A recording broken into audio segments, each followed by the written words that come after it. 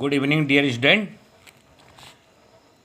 मैंने आपको जुलाई मंथ का टेस्ट पेपर दिया था, आप लोगों ने सॉल्व करके भी भेजा, लेकिन कई बच्चे उसको उन्होंने सॉल्व करके नहीं भेजा है। तो आगे जो है इस पेपर को सॉल्व करके भेजें। फ़िलहाल मैं इसका सॉल्यूशन आपको भेज रहा हूँ। पहला क्वेश्चन मैंने आपको दिया था टेन इनवर्स -1 की वैल्यू, मुख्य मान निकालना था, इसका इसकी मेन वैल्यू निकालनी थी टेन इनवर्स -1 का। तो ये पहले भी हमने किए थे। आप इसको टेन इनवर्स -1 को x ले लीजिए, माना let tan inverse -1 is equal to x. तो इनवर्स को इधर ट्रांसफ़र कीजिए, तो 10x is equal to -1। 1 value π/4 की होती है, तो -10 π/4।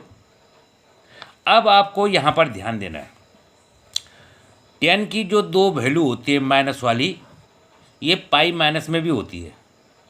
इसको आप पाई माइनस π/4 भी लिख सकते हैं, तो ये 3 π/4 हो जाएगा। और माइनस थीटा के रूप में भी ऐड शुगर टू कॉफ़ी आपको बता रखा है, यहाँ भी हो सकता है। लेकिन आपको देखना है कि टेन इनवर्स की वैल्यू कहाँ से कहाँ तक आती है। इसका जो प्रिंसिपल वैल्यू है वो आती है -π/2 से π/2 के बीच आनी चाहिए। तो आपका ये जो आंसर है -π/4 ये करेक्ट है। 3 π/4 अगर इसको आप पाई माइनस π/4 करते हैं तब भी ये 10 π/4 ही रहेगा, लेकिन तब आंसर आपका 3 π/4 होगा, जो कि इस रेंज को एग्जिट कर जाएगा। -π/2 से π/2 के बीच इसकी वैल्यू होनी चाहिए। अतः इसकी जो प्रिंसिपल वैल्यू होगी, इसका जो मीन वैल्यू होगी, वो जो है -π/4 होगा। किसका? टेन इनवर्स -1 का। इसी के साथ मैंने आपको क्वेश्चन दिया था सेक इनवर्स -2 का, सेकंड पार्ट दिया था कि इसका जो है इसकी जो प्रिंसिपल वैल्यू निकालिए आप सेक इनवर्स -2 का। सेम कंडीशन में आपने सेक इनवर्स -2 को x मान लिया, इसको ट्रांसफ़र किया इधर इनवर्स वाले फंक्शन को, तो सेक x इज इक्वल टू -2। -2 होता है -sec π/3 का। यहाँ पर देखिए, हमने यहाँ पर पाई माइनस π/3 लिख दिया है, क्योंकि हम जानते हैं कि सेक की वैल्यू जो है 0 से पाई के बीच होती है। तो अब आप 3 π-1 कीजिए तो 2 π/3। तो इस प्रकार यहाँ पर सेक इनवर्स -2 की वैल्यू आपके पास 2 π/3 आ जाएगी। देखिए, इसमें हमने नहीं किया, इसमें हमने पाई माइनस नहीं किया, क्योंकि सेकंड क्वाड्रेंट में 10 भी माइनस होता है और सेक भी माइनस होता है। लेकिन हमने 10 वाले का नहीं लिया, क्योंकि 10 की जो वैल्यू जो है वो -π/2 से π/2 के बीच आनी चाहिए। ये देखिए आप, और सेक की वैल्यू आपकी 0 से पाई के बीच आ सकती है। तो इस प्रकार आपके पास 2 π/3 इसका करेक्ट आंसर हो सकता है।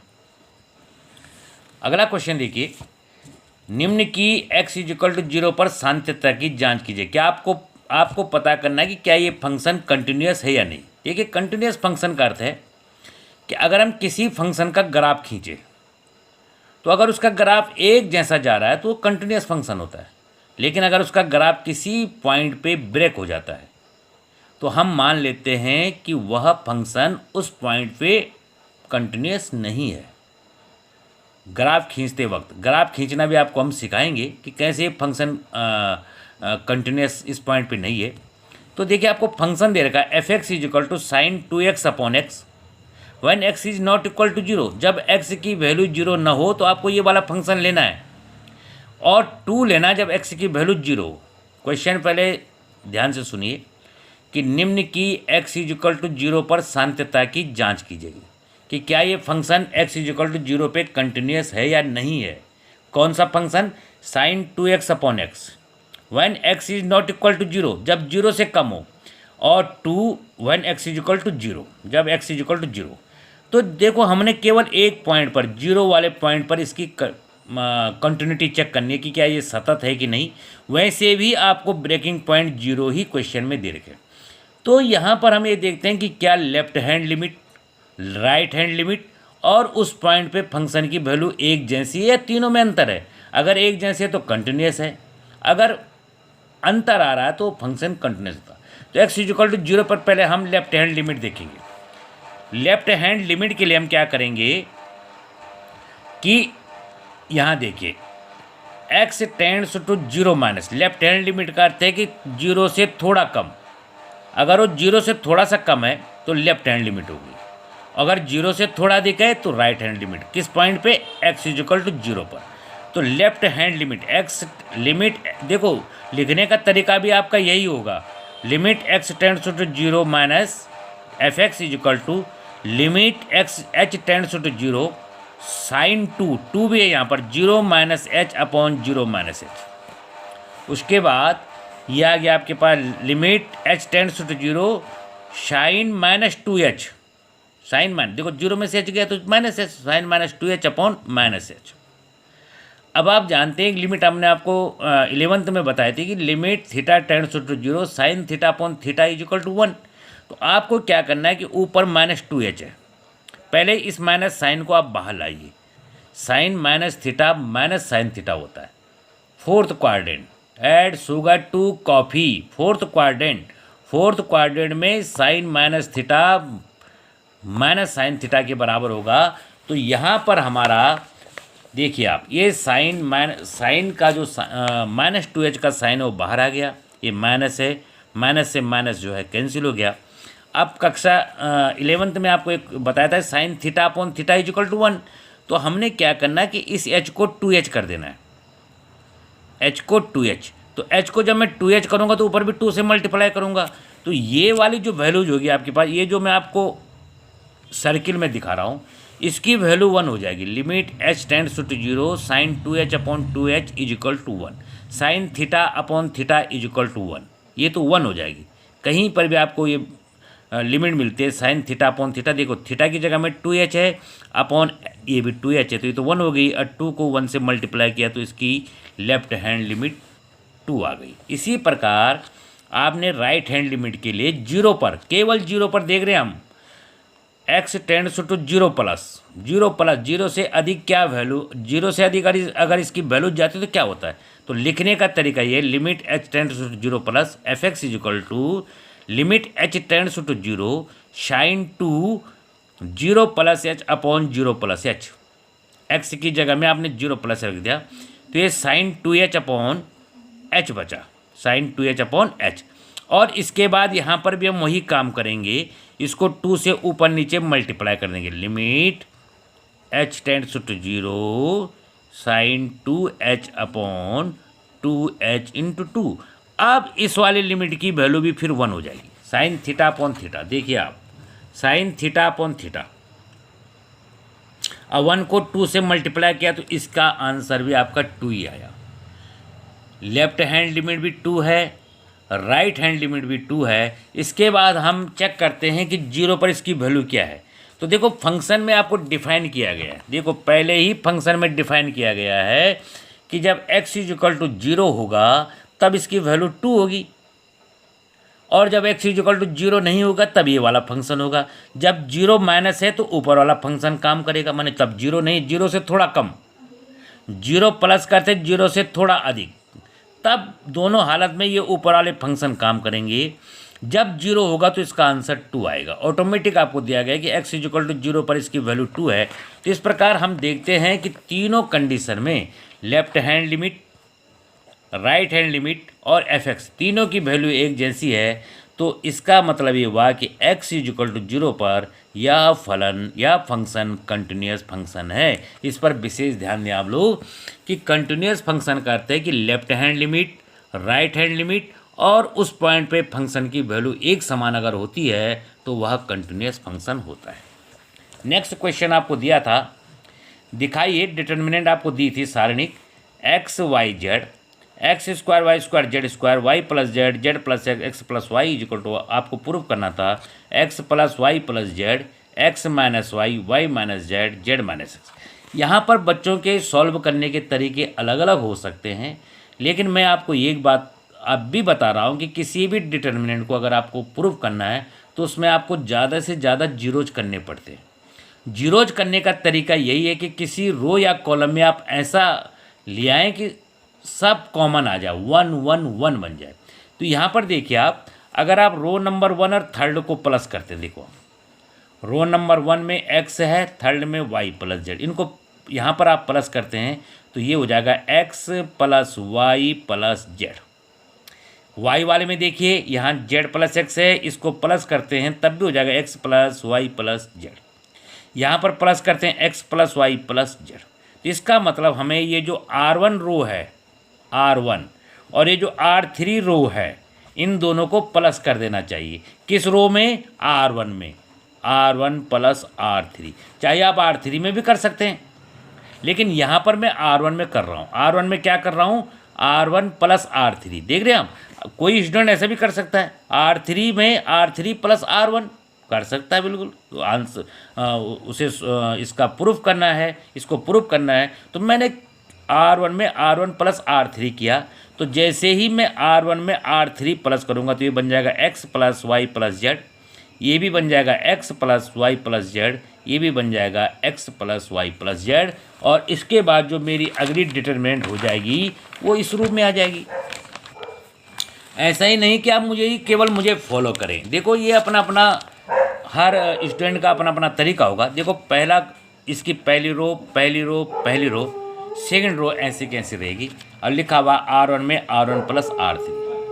अब यहाँ से मैंने x plus y plus z common ले लिया तीनों से, तो यहाँ पे 1 बचेगा, यहाँ पर भी 1 बचेगा, यहाँ पर भी 1 बचेगा। जब पूरा का पूरा कॉमन ले लें तो आप 1 1 1 बचेगा। अब नेक्स्ट काम आप लोगों के द्वारा ये होना है, अब आप मैक्सिमम 0 कीजिए। तीनों 1 1 हो गए, तो अब तो सवाल में कुछ रहा ही नहीं। तो आपको क्या करना है कि इनको 0 करना है। तो 0 करने का तरीका ये है कि C2 में से C1 को माइनस कर दीजिए। तो यहाँ पर 1 में से 1 गया 0, यहाँ जो भी आता आप लिख दीजिए। और C3 में से C1 को माइनस कीजिए, 1 में से 1 गया 0, तो उसके बाद जो भी आएगा वो देखा जाएगा। लेकिन पहले देखिए आपने क्या किया, C2 में से C1 को माइनस किया। देखिए आप गौर से देखिए, C2 में से C1 को माइनस किया, यहाँ पर आपने C3 में से C1 को माइनस किया।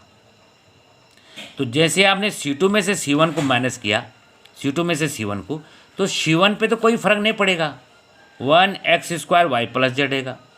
इसमें से इसको माइनस किया तो यहाँ 0 हो जाएगा, यहाँ y square minus x square हो जाएगा। देखो यहाँ पर देखिए आप, जैसे ही आप इसमें से इसको माइनस कर रहे हैं, ये दोनों साइन माइनस हो जाएंगे, ये दोनों minus Y minus Z, Z से जेड कटेगा, आपके पास x माइनस वाई बचेगा। ऐसे ही जैसे ही आपने C3 में से C1 को माइनस किया, 1 में से 1 गया 0, इसमें से इसको माइनस करेंगे तो z square minus x square, और इसमें से इसको माइनस करेंगे, देखो x minus Y minus z, y से वाई कैंसिल हो जाएगा, तो आपके पास x माइनस जेड। अगली डिटर्मिनेंट आपके पास इस रूप में होगी। इसके बाद अब चूंकि 2 पॉइंट हमारे पास 0 हो चुके हैं, तो इसके बाद अब आपने इसके फैक्टर कर दिए, y माइनस एक्स स्क्वायर के y minus x y plus x. यहाँ पर मैंने माइनस साइन कॉमन ले लिया, तो ऊपर से जो x माइनस वाई है y माइनस एक्स, ताकि मैं y माइनस एक्स कॉमन ले सकूँ। ये हर स्टूडेंट का अपना अपना आइडिया होगा। यहाँ पर Z square minus x square के मैंने फैक्टर कर दिए, Z minus x Z plus x, और यहाँ पर भी मैंने माइनस साइन कॉमन लिया तो जेड माइनस। अब आप देखिए y माइनस एक्स यहाँ से भी कॉमन है, यहाँ से भी कॉमन है, देखो दोनों जगह से, और जेड माइनस एक्स यहाँ से भी कॉमन है और यहाँ से भी कॉमन है, तो कॉमन ले लीजिए दोनों को। देखिए अगले लाइन में मैंने कॉमन ले लिया, तो पहले वाले रो पे तो पहले वाले कॉलम पे तो कोई फर्क नहीं पड़ा।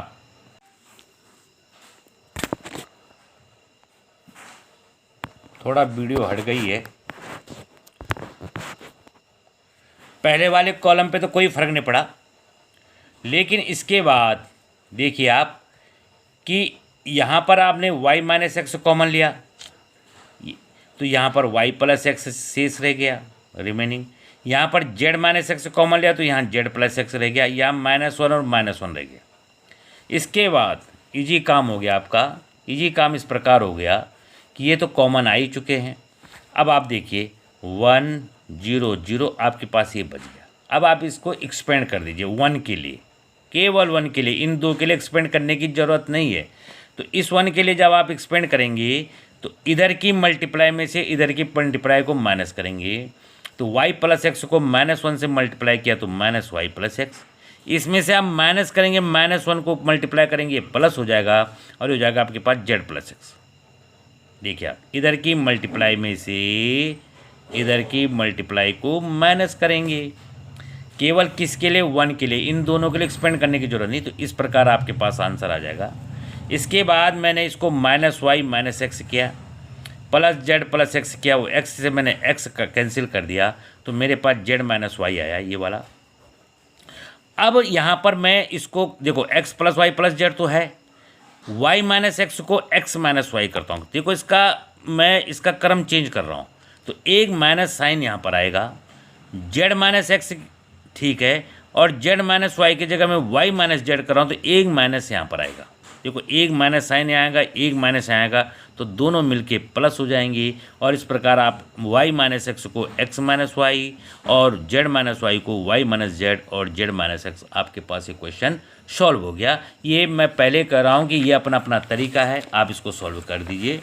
अगला क्वेश्चन दिया था मैंने कि 685 बहुत ईजी क्वेश्चन था। 4 2 3 0 7 1 को एक सममित और एक विषम सममित, एक symmetric and skew symmetric matrix के रूप में आपको तोड़ना था। तो सबसे पहले आप ए की वैल्यू लिखिए, इसके बाद ए डैश की वैल्यू लिखिए, रो का कॉलम, कॉलम का रो बनाइए। जैसे कि आपके पास 6 8 5 है ये वाला ए डैश, तो ये जैसे कॉलम है 6 4 9, अब आपका रो बन जाएगी 6 4 9। ये जैसे 8 2 7 है, ये कॉलम है तो आपकी रो बन जाएगी ए डैश, इसको बोलते हैं परिवर्त। परिवर्त आपको निकालना है इसका, इसको ट्रांसफॉर्म करना है इसका। तो ए डैश में क्या करते हैं कि रो का कॉलम और कॉलम का रो बना देते हैं। ओके हो गया। अब आप ए प्लस ए डैश को प्लस कीजिए, प्लस कीजिए तो देखिए 6 6 12 प्लस कीजिए, 4 8 12 9 5 14 8 4 12, ये देखिए आप 2 2 4 7 3 10 5 9 14 3 + 7 10 1 + 1 2। देखिए आप इजीली प्लस कीजिए, 6 को 6 के साथ कीजिए। देखिए आप प्लस कैसे करना है, 6 को 6 के साथ, 8 को 4 के साथ, 5 को 9 के साथ प्लस कीजिए और इसका हाफ कर दीजिए। हाफ माने सबको 2 से डिवाइड कर दीजिए, 1/2 a + a1, सबको 2 से डिवाइड करेंगे तो 6 6 7, 2 से डिवाइड करने के बाद 6 2 5। इसके बाद आप एक बार a माइनस ए डैश निकाल दीजिए, इसमें से इसको माइनस कीजिए। देखिए आप किसमें से किसको माइनस करना है, देखिए आप कहाँ से कहाँ माइनस करना है। देखिए आप 6 में से 6 को, a में से a डैश को 6 में से 6 माइनस हुआ 0, 8 में से 4 माइनस हुआ 4, 5 में से 9 माइनस हुआ तो -4, और इस प्रकार आपके पास a माइनस ए डैश वाली मैट्रिक्स आ जाएगी। पहले a निकालिए, ए डैश वाली मैट्रिक्स हो जाएगी जब आप रो का कॉलम, कॉलम का रो बना देंगे। अब a माइनस ए डैश आपने निकाल दिया, इसका 1/2 करते ही सबको 2 से डिवाइड कर दीजिए। तो 2 से डिवाइड करने पे 2 -2 -2 -2 2 2 0। ओके, अब आप इन दोनों को प्लस कर दीजिए, 1/2 a + ए डैश। किस किस को प्लस करना है आपको, देखो ये सिमेट्रिक मैट्रिक्स है। सिमेट्रिक क्यों है, देखिए आप यहाँ 6 है, यहाँ 6 है, यहाँ 7 है, यहाँ 7 है, यहाँ 5 है, यहाँ 5 है। स्क्यू सिमेट्रिक विषम सम्मित, देख रहे हैं आप विषम सम्मित, इसमें क्या होता है 2 2 रहेगा लेकिन इनके साइन चेंज रहेंगे, 2 -2 2 -2 2 -2।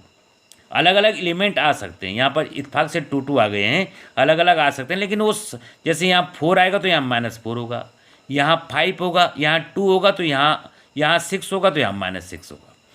अब आप इन दोनों को प्लस कर दीजिए, 1/2 a + a1 ए डैश और 1/2 a माइनस ए डैश। तो आपकी जो मेन मैट्रिक्स है ये आ जानी चाहिए 6 8 5। इन दोनों को हमने प्लस किया तो आपके पास देखिए इन दोनों को प्लस करने पर यहाँ देखिए 6 में 0 प्लस किया तो 6 6 2 8, 7 में से 2 गए -5 6 -2 4 2 0 2 5 -2 3 7 2 9 5 2 7 एंड 1 0 1। और यही हमने सबसे शुरू में आपको एक मैट्रिक्स दी थी कि प्रूव दैट कि ये मैट्रिक्स को एक सममित और एक विषम सममित, एक सिमेट्रिक एक स्क्यू सिमेट्रिक मैट्रिक्स के। तो देखो ये सिमेट्रिक मैट्रिक्स है, ये वाली सिमेट्रिक मैट्रिक्स है और ये वाली स्क्यू सिमेट्रिक मैट्रिक्स है, और इन दोनों को जब ऐड करते हैं तो आपके पास जो शुरू मूल मैट्रिक्स है वो आ जाती है। इसका मतलब यही होता है, ये सिमेट्रिक मैट्रिक्स है, ये स्क्यू सिमेट्रिक मैट्रिक्स है। और इसके बाद क्वेश्चन नंबर 5 मैंने दिया था कि आर में एक रिलेशन है ए बी, इसको ऑर्डर्ड पेयर मैंने कहा था। किस प्रकार आपको ए और बी डिफाइन किया गया है कि ए बी से छोटा होता है या ए बी के बराबर है।